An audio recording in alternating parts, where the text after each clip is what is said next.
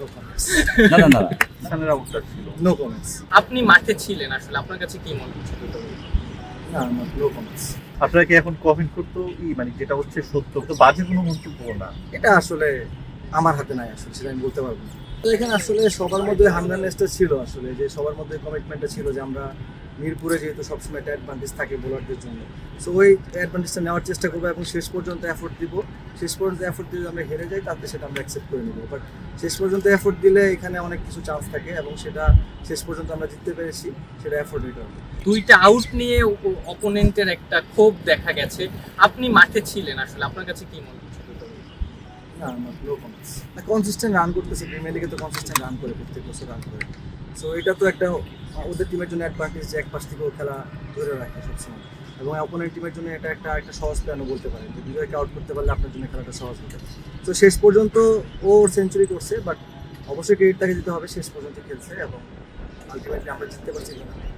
বিশ্বমানের থার্মিক্স রড, সালাম স্টিল থার্মিক্স, দেশের একমাত্র থার্মিক্স রড। দেখেন আসলে টিম লাইক আপনার আবাহনী, মোহামেডান, এই টিমগুলোতে সবসময় আপনি যখন খেলবেন একটা প্রেশার আপনার মধ্যে কাজ করবে, বিশেষ করে নতুন যারা আসে।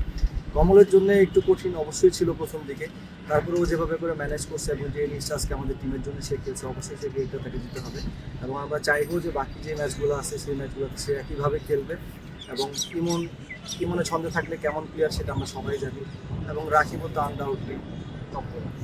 এবং আপনার পারফরমেন্সটাও বেশ ভালো হচ্ছে ব্যাটিংয়ে বোলিংয়ে। নিজেকে কিভাবে প্রিপেয়ার করেছিলেন সিজনের আগে, কোনো লক্ষ্য ছিল কিনা? আসলে দেখেন আমি যে জায়গাতে ব্যাটিং করি সেই জায়গা থেকে আমি খুব ভালো করে জানি যে ওইখান থেকে হাইয়েস্ট রান টেকার হওয়া পসিবল না। তো আসলে ওই সময় টার্গেটটা থাকে যে টিমের জন্য কন্ট্রিবিউট করা এবং বল হাতে যখনই আমি বোলিং করি আমি ইকোনমিটা মেনটেন করার চেষ্টা করি। তো সেই সাথে এবার ভালো লাগছে, এবার করতেছে, উইকেট পাচ্ছি, তো এটা আরও ভালো লাগে যদি চ্যাম্পিয়ন নিতে পারি। সৈকত, সোফার আম্পায়ারিং নিয়ে কোনো আপনার মন্তব্য কি? No comments.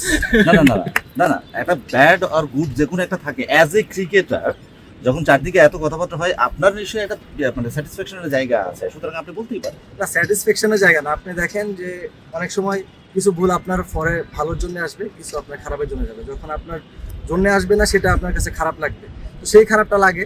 আবার যখন ভালো হয় বা আমাদের ফরে আসে ভালো লাগে, এইটুকু। মানে এটা তো বলতেই পারেন ইটস এ টাফ জব।